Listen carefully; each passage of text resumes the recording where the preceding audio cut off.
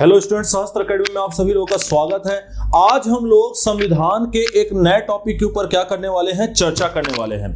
इस नए टॉपिक का नाम है भारतीय संविधान की विशेषताएं। इससे पहले मैंने आप लोगों को संविधान का इतिहास बताया था कि किस किस अधिनियम के द्वारा आज का भारतीय संविधान हमें मिलता है। अब यह जो पार्ट है भारतीय संविधान की विशेषताएं, इससे छत्तीसगढ़ पीएससी में निरंतर क्वेश्चन आ रहे हैं, चाहे वो प्री हो चाहे वो मेंस हो। तो इसी संदर्भ में आज हम इस टॉपिक के बारे में क्या करने वाले हैं, अध्ययन करने वाले हैं। ठीक है, इसके पहले मैं आप लोगों को कुछ बताना चाहता हूं। यह है हमारे संविधान निर्माता डॉक्टर भीमराव अंबेडकर। डॉक्टर भीमराव अंबेडकर ने भारतीय संविधान के बारे में एक बात कही थी। इनका कहना था कि भारतीय संविधान राजनीतिक, प्रशासनिक और सामाजिकता के सभी पहलुओं को क्या करता है, कवर करता है, सभी पहलुओं को आच्छादित करता है। इसके पश्चात भी यदि कोई गड़बड़ी होती है तो इसका अर्थ यह नहीं है कि भारतीय संविधान बुरा है, इसका अर्थ यह है कि मनुष्य ही बुरा है। इतना ज्यादा तवज्जो दिया था हमारे डॉक्टर भीमराव अंबेडकर ने भारतीय संविधान को। तो आप समझ सकते हैं कि भारतीय संविधान कितना विस्तृत और कितना बेहतरीन संविधान था डॉक्टर अंबेडकर की नजर में। और इसी कड़ी में हम लोग भारतीय संविधान की विशेषताओं से आज क्या होने वाले हैं, रूबरू होने वाले हैं। तो बिना समय गवाए हम चलते हैं भारतीय संविधान की विशेषताओं की ओर। भारतीय संविधान की जो पहली विशेषता है वो है विशाल और विस्तृत संविधान। आप सभी लोगों को पता है कि भारतीय संविधान में कुल मिलाकर के 22 भाग, 395 अनुच्छेद और साथ ही साथ 12 अनुसूचियां हैं। ध्यान से सुनिए इस बात को, 22 भाग, 395 अनुच्छेद और 12 अनुसूचियां, अर्थात भारत का संविधान बहुत ही विशाल और विस्तृत संविधान है जो हर पहलू में अपनी राय रखता है। इसलिए पहली विशेषता हमें क्या याद रखनी है कि भारत का संविधान विशाल एवं विस्तृत संविधान है। याद रखिएगा, भारत का संविधान विश्व का सबसे विशाल संविधान बना 1991 के बाद, जब यूगोस्लाविया का क्या होता है, विभाजन होता है। तब से लेकर के अब तक भारतीय संविधान के टक्कर का संविधान विशालता के मामले में पूरी दुनिया में कोई भी नहीं है। इसके पश्चात जाहिर सी बात है इन 22 भागों, 395 अनुच्छेद और 12 अनुसूचियों को लिखने की आवश्यकता पड़ी। अर्थात भारत का संविधान एक लिखित संविधान है। यह दूसरी विशेषता आपको याद रखनी है कि भारत का संविधान क्या है, लिखित संविधान है। इसके पश्चात तीसरी विशेषता बहुत ही ज्यादा महत्वपूर्ण है, बहुत ही ज्यादा इंपॉर्टेंट है। प्रभुता संपन्न समाजवादी पंथ निरपेक्ष लोकतंत्रात्मक गणराज्य। यह सुन करके आपको कुछ याद आ रहा होगा। जी हां, संविधान की प्रस्तावना, उसे हम अगले ही क्लास में कवर करने वाले हैं। तो भारतीय संविधान एक प्रभुता संपन्न समाजवादी पंथ निरपेक्ष और लोकतंत्रात्मक गणराज्य की कल्पना करता है। इन सभी वर्ड्स का एक इंडिविजुअल मतलब होता है जिसे हम संविधान की प्रस्तावना जब पढ़ेंगे तब समझेंगे। तो यहां तक के हम लोगों ने भारतीय संविधान की 3 विशेषताओं के ऊपर क्या की, चर्चा की। भारतीय संविधान की चौथी विशेषता के रूप में जो हमें याद रखना है वो ये है कि यहां संसदीय शासन प्रणाली है। विश्व में मुख्यतः दो प्रकार की शासन व्यवस्था हमें देखने को मिलती है। एक होता है संसदीय शासन व्यवस्था, दूसरा होता है अध्यक्षात्मक शासन व्यवस्था। अध्यक्षात्मक शासन व्यवस्था का विश्व में उदाहरण अमेरिका है, वही संसदात्मक शासन व्यवस्था के उदाहरण विश्व के बहुत से देश हैं, पर जिससे हमने अपना संसदीय व्यवस्था लिया है वो कौन सा देश है, वो है ब्रिटेन। ध्यान से सुनिएगा इस बात को, इसके ऊपर भी हम चर्चा करने वाले हैं कुछ क्लास में। भारतीय संविधान के स्रोत पढ़ाऊंगा मैं आपको कि हमने कौन कौन से देशों से कौन कौन सी चीज ग्रहण की है, किसमें, भारतीय संविधान में। तो ये आप लोग अच्छे तरीके से याद रखेगा कि भारतीय शासन प्रणाली किस प्रकार की है, संसदीय शासन प्रणाली है। साथ ही साथ अगली विशेषता की तरफ ध्यान देते हैं हम। भारतीय संविधान में भाग 3 के अंतर्गत नागरिकों के मूलभूत अधिकार अर्थात मौलिक अधिकार की जानकारी दी गई है। अर्थात भारतीय संविधान जनता को अपने दायरे में रखते हुए जनता के अधिकार की बात करता है। तो मूल अधिकार भाग 3 में, वही भाग 4 में राज्य को उसके कर्तव्य याद दिलाते हुए नीति निर्देशक तत्वों का बखान किया गया है। नीति निर्देशक तत्वों के बारे में बताया गया है जिसे हर राज्य को करना चाहिए ताकि एक कल्याणकारी राज्य की स्थापना हो सके। इसके अलावा नागरिकों को अगर अधिकार चाहिए तो उन्हें अपने कर्तव्यों के बारे में भी तो क्या होना चाहिए, पता होना चाहिए। इसलिए भारतीय संविधान हमें भाग 4 क में मूल कर्तव्यों की भी क्या देता है, जानकारी देता है। और सबसे महत्वपूर्ण बात, यदि कहीं की न्यायपालिका स्वतंत्र नहीं है, यदि कहीं की न्यायपालिका को इंडिपेंडेंसी नहीं मिली है, तो उस देश की न्याय व्यवस्था पूरी तरीके से चरमरा जाती है। इस महत्व को देखते हुए भारतीय संविधान में एक स्वतंत्र न्यायपालिका की क्या की गई है, कल्पना की गई है। तो अगली विशेषता हमारी क्या थी, भाग 3 में जो मूल अधिकार दिए गए हैं, भाग 4 में जो नीति निर्देशक तत्वों को बताया गया है, भाग 4 क में जो मूल कर्तव्यों के बारे में बताया गया है, साथ ही साथ न्यायपालिका को जो स्वतंत्रता दी गई है। तो इस प्रकार से ये है हमारी चौथी विशेषता। जो अगली विशेषता है वो है संकटकालीन प्रावधान। देखिए, किसी भी अच्छे संविधान की विशेषता यह होती है कि उसमें संकट से कैसे बचा जाए, संकट से कैसे निपटा जाए, इस बारे में अवश्य विचार किया गया होता है। और हमारे भारतीय संविधान में तो 3 प्रकार के संकट से बचने का उपाय बता दिया गया है। और वो कौन कौन से संकट है जो हम आगे चल करके पढ़ेंगे। एक तो राष्ट्रीय विपदा, राष्ट्रीय संकट, दूसरा संवैधानिक संकट और तीसरा आर्थिक संकट। ये तीनों प्रकार के संकट से हमें बचने का उपाय बता देता है हमारा भारतीय संविधान। अनुच्छेद 352 बात करता है राष्ट्रीय विपदा की, अनुच्छेद 356 बात करता है संवैधानिक संकट की, वहीं अनुच्छेद 360 बात करता है वित्तीय संकट की। इसे भी हमारे संविधान में जगह दी गई है।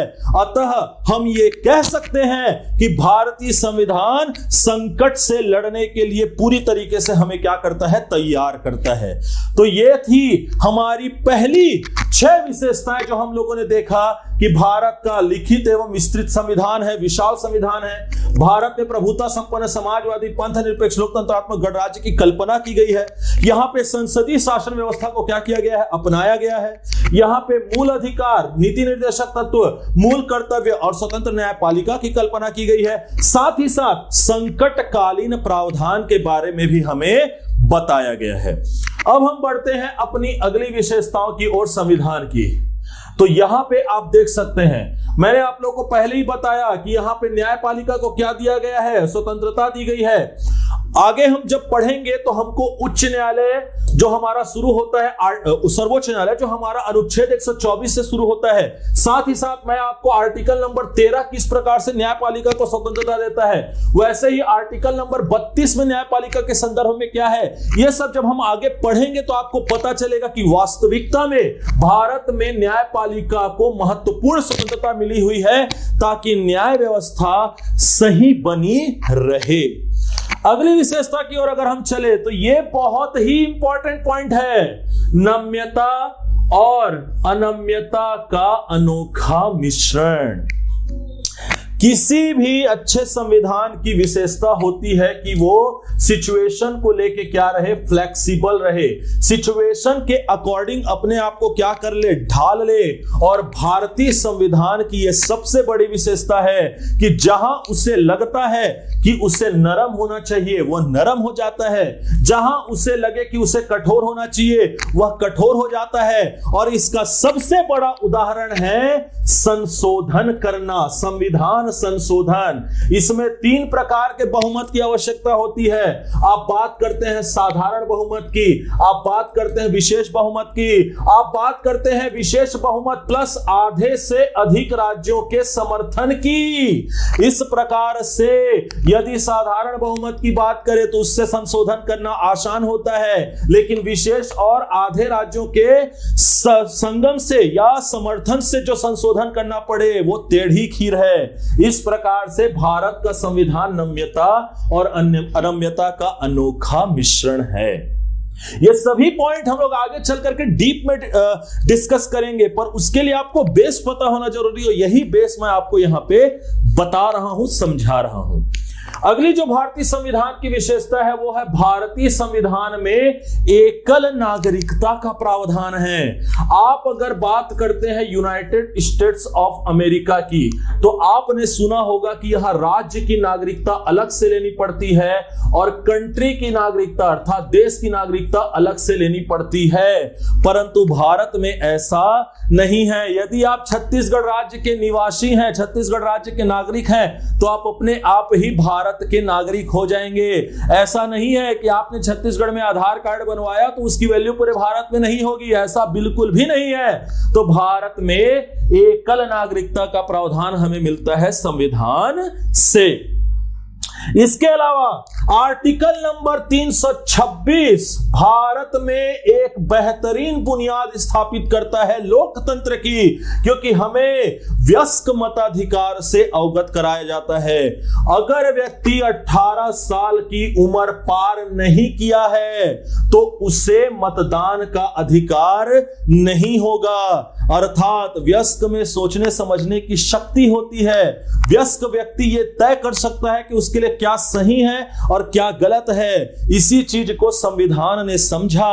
संविधान ने समझते हुए वयस्क में मताधिकार को क्या किया, इंट्रोड्यूस किया आर्टिकल नंबर 326 में। इसे भी हम डिटेल में पढ़ेंगे। और याद रखिएगा अगली विशेषता भी इंपॉर्टेंट है, संविधान की सर्वोच्चता। इस बात को आप ध्यान से समझिए। क्यों समझिए, बहुत इंपॉर्टेंट है ये। भारत में कार्यपालिका, न्यायपालिका और विधायिका, ये 3 जो हैं वो विधि निर्माण के अंग कहलाते हैं। लेकिन इन सब को इनकी शक्ति कहां से प्राप्त हो रही है, संविधान से।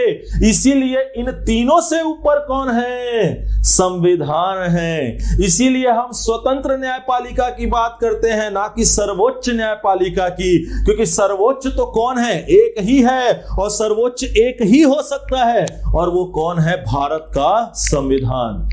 साथ ही साथ हमारे संविधान निर्माताओं ने ग्राम की महत्वता को समझते हुए ग्राम पंचायतों के स्थापना की बात पहले ही नीति निर्देशक तत्व के अंतर आर्टिकल नंबर 40 में कर दी थी, जिसमें गांधी जी के राम राज्य की संकल्पना को स्वीकार करते हुए आदर्श ग्राम की कल्पना भविष्य में की गई थी, जिसने साकार रूप लिया 1993 में। यदि आर्टिकल नंबर 40 में इसे हमने जगह नहीं दी होती तो आज हमें छत्तीसगढ़ पंचायती राज अधिनियम भी नहीं मिला होता। इस प्रकार से ग्राम पंचायतों की स्थापना का विशेष प्रावधान किया गया है भारतीय संविधान में। तो ये थी भारतीय संविधान की बहुत ही महत्वपूर्ण 12 विशेषताएं। अब बात करते हैं हम जिससे अक्सर सवाल पूछे जाते हैं, और छत्तीसगढ़ पीएससी ने तो 2 बार कूटात्मक प्रश्नों के माध्यम से बहुत ही महत्वपूर्ण सवाल उठाया है कि क्या भारतीय संविधान में संघात्मक लक्षण है या भारतीय संविधान में एकात्मक लक्षण है। तो ये बात याद रखेगा। ये आपको यहां पर एक इमेज दिख रही होगी, ये और कोई नहीं है, ध्यान से सुनिएगा, ये और कोई नहीं है, ये है सर आइवर जेनिंग्स। ध्यान से सुनिए, ये है सर आइवर जेनिंग्स। यहां पर इन्होंने एक बात बोली थी सर आइवर जेनिंग्स ने। सर आइवर जेनिंग्स ने बोला था कि भारतीय संविधान जरूरत से अधिक ही क्या है, कठोर है। इन्होंने बोला था इसीलिए ये भारतीय वकीलों का क्या है, स्वर्ग है। ऐसा इन्होंने क्यों बोला, ये हमको पता चलेगा अब। इसके अलावा अगर आप अगले स्लाइड में जाएंगे तो आपको एक और इमेज देखने को मिलेगा। ये है, जी हां, ये है सर जी ऑस्टिन। जी हां, ये कौन है? सर जी ऑस्टिन। इन्होंने एक अलग ही बात कह दी। इनके अनुसार भारत का जो संविधान है वो एक अर्धसंघीय संविधान है। अब ये सब का क्या मतलब है ये आपको पता चलेगा इन 2 स्लाइड्स में, तो ध्यान से सुनिएगा मेरी बात को।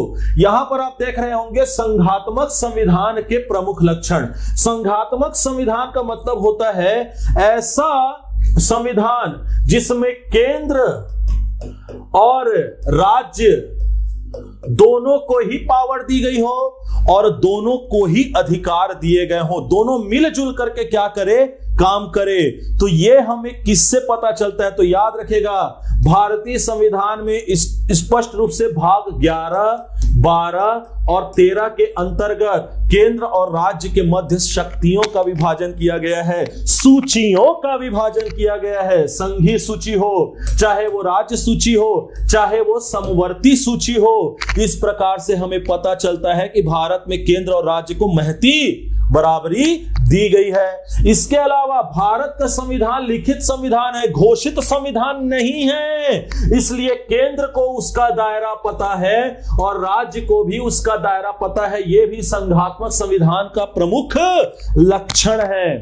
अपरिवर्तनशीलता, इसका अर्थ यह होता है कि भारतीय संविधान में संशोधन करना आसान नहीं है, अर्थात केंद्र कभी भी राज्य के शक्तियों को छीन ले, ऐसा बिल्कुल भी नहीं है। अर्थात संविधान की जो अपरिवर्तनशीलता का तथ्य है, अर्थात संविधान संशोधन की कठिन प्रक्रिया कभी कभी राज्य के फेवर में क्या करती है? काम करती है। और स्वतंत्र न्यायपालिका, क्योंकि न्यायपालिका अपने प्रारंभिक क्षेत्राधिकार आर्टिकल नंबर 131 का प्रयोग करते हुए यह सुनिश्चित करती है कि केंद्र राज्य सरकार के अधिकारों की अवहेलना ना करे और केंद्र राज्य सरकार के अधिकारों की भी चिंता करे। तो ये थे वो तथ्य जिससे हमें पता चलता है कि भारतीय संविधान संघात्मकता के तथ्य पर काम करता है। इसीलिए के.सी. वियर ने, ध्यान से सुनिएगा, के.सी. वियर ने भारतीय संविधान को सहकारी संघवाद का उदाहरण कहा है और ये सीजीपीएससी मेंस में आपसे पूछा भी जा चुका है। तो भारत को सहकारी संविधान किसने कहा? के.सी. वियर ने। यह था संघात्मक संविधान के लक्षण जो भारत में दिए गए हैं। लेकिन जैसा कि मैंने आपको बताया कि हमारे जी ऑस्टिन ने कहा था कि भारतीय संविधान में को अर्थसंघी कहना उचित होगा, अर्थात ना तो ये पूरी तरीके से संघात्मक है और ना ही ये पूरी तरीके से एकात्मक है। यही बात कही थी इन्होंने, परंतु जी ऑस्टिन का, सॉरी माफ कीजिएगा, परंतु इसके पहले मैंने आपको जिसका इमेज दिखाया सर आइवर जेनिंग्स का, उनका कहना था कि प्रबल एकात्मकता देखने को मिलती है हमें संविधान में। तो इसे इन्होंने क्यों कहा? तो पहली बात तो ये कि यहां पे एकल नागरिकता का प्रावधान है, अमेरिका की तरह नहीं कि राज्य की अलग से नागरिकता लो, केंद्र की अलग से नागरिकता लो। और नागरिकता का निर्धारण विधानमंडल नहीं संसद करता है, इसलिए नागरिकता पर संसद का कंट्रोल होने के कारण हम कहते हैं कि यह एकात्मक संविधान का क्या है? लक्षण है। वैसे ही राज्य के मुखिया की नियुक्ति, राज्य के संवैधानिक मुखिया की नियुक्ति अर्थात राज्यपाल की नियुक्ति केंद्र सरकार करता है राष्ट्रपति के द्वारा, जो कि राज्यों में केंद्र की प्रभुसत्ता को स्थापित कर देता है। इसीलिए राज्यपाल के ऊपर आरोप भी लगते हैं कि वो केंद्र का फेवर करता है। इसके अलावा जो आपातकालीन उपबंध अर्थात 352, 356 और 360 में आपातकाल होने पर राज्य की शक्तियों का प्रयोग केंद्र के द्वारा किया जाता है, वह भी भारत को एकात्मक संविधान बना देता है। इसके अलावा नए राज्यों के निर्माण की शक्ति भी संसद को दी गई है आर्टिकल नंबर 2 के तहत। यह भी सिद्ध करता है कि भारतीय संविधान जो है वो एकात्मकता के तंग ढांचे में ढाला गया है। राज्यसभा द्वारा अखिल भारतीय सेवाओं का प्रावधान किया किया गया है, यह भी सिद्ध करता है कि केंद्र की शक्ति राज्य की तुलना में ज्यादा है। और साथ ही साथ राज्य सूची पर आर्टिकल नंबर 293 के तहत कानून बनाने का अधिकार केंद्र को भी यह सुनिश्चित करता है कि केंद्र राज्य से ऊपर है। तो इस प्रकार हम देख सकते हैं दोनों तथ्यों को मिले तो हमें बाबा भीमराव अंबेडकर की एक बात को याद रखना पड़ेगा, और वो एक बात क्या है कि भारतीय संविधान को एकात्मकता के तंग ढांचे में नहीं ढाला जा सकता, अर्थात भारतीय संविधान संघात्मकता और गैर संघात्मकता का मिला जुला मिश्रण है। तो ये था आज का टॉपिक। आशा करता हूं कि आप लोगों को पसंद आया होगा। हम लोग मिलेंगे अगले टॉपिक में, तब तक के लिए धन्यवाद।